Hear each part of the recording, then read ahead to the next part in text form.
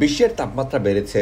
এই প্রচণ্ড গরমে গলতে শুরু করেছে পৃথিবীর হিমবাহে থাকা বরফ।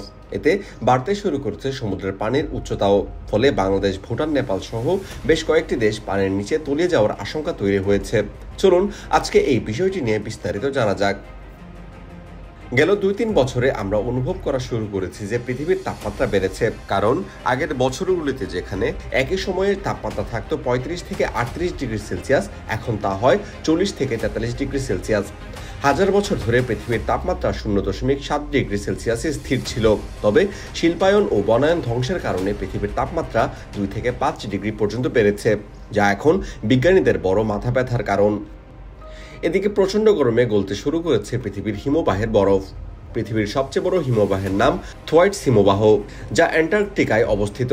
এটি মার্ফি পর্বতমালা থেকে প্রায় ২৯ কিলোমিটার দূরে। এই হিমবাহের আকৃতি এতটাই বিশাল যে তা আমেরিকার ফ্লোরিডা রাজ্যের সমান। বিজ্ঞানীরা বলছেন, এই বরফ যখন গলতে শুরু করবে তখন বুঝতে হবে যে পৃথিবীর ধ্বংস কাছে চলে এসেছে। কিছুদিন আগেও পৃথিবীর সবচেয়ে বড় বরফটি ভেঙে পড়ে।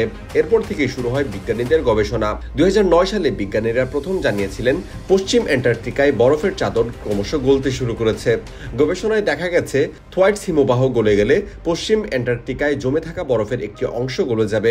এতে সমুদ্রের পানির স্তর ১০ ফুট পর্যন্ত বৃদ্ধি পেতে পারে, যার অর্থ বহু শহর, দ্বীপ এবং অনেক উপকূলীয় অঞ্চল ডুবে যেতে পারে। এতে রয়েছে বাংলাদেশ, নেপাল, ভুটান, শ্রীলঙ্কা সহ আরও বেশ কয়েকটি দেশ। সাম্প্রতিক গবেষণায় দেখা গেছে, মাউন্ট এভারেস্টে গত ৩০ বছরেই ২০০০ বছরের সমান বরফ গলে গেছে।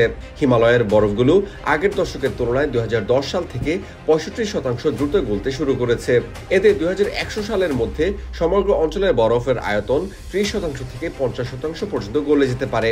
বিজ্ঞানী ব্রিটনি স্মিডর জানিয়েছেন, সমুদ্রের উষ্ণতা বৃদ্ধির কারণে হিমবাহটি প্রতি বছর গড়ে ৯৮ ফুট করে গলে যাচ্ছে। ফলে হিমবাহের ভেতরে ফাটল ধরেছে। উষ্ণতাটি বৃদ্ধির পাশাপাশি সমুদ্রের লবণের কারণেও বরফ গলে যাচ্ছে বলে মনে করছেন বিজ্ঞানীরা।